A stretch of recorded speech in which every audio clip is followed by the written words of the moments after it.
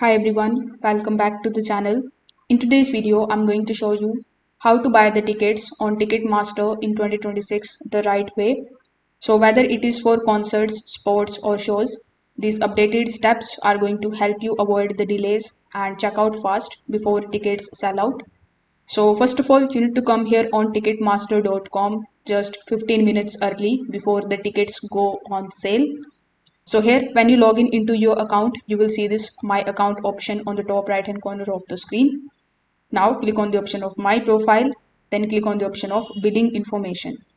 Now, as soon as you do this, you will be landed here on this billing information page where simply click on the Add New Payment Method and simply add the payment method which you are going to be basically using for making the purchase.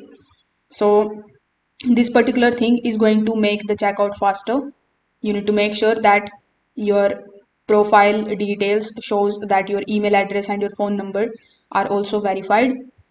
So when you are done, simply come back here on the home page, use the search bar on the top right hand corner and you need to simply search for the event. So after searching for the event, simply open the event page. So after opening the event page, just do not refresh here. So here you just have to look for the event and come on this page. After that, simply select the option of the best available instead of choosing the seats manually.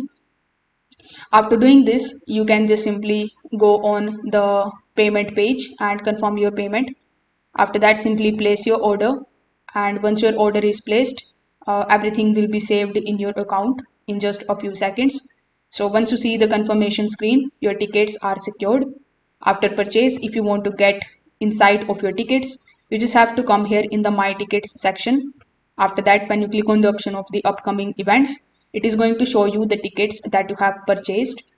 So from here, you can download the ticket in PDF file or you can also add it in your phone wallet. So if this video helped you out, make sure that you like this video and subscribe to the channel. Thanks for watching.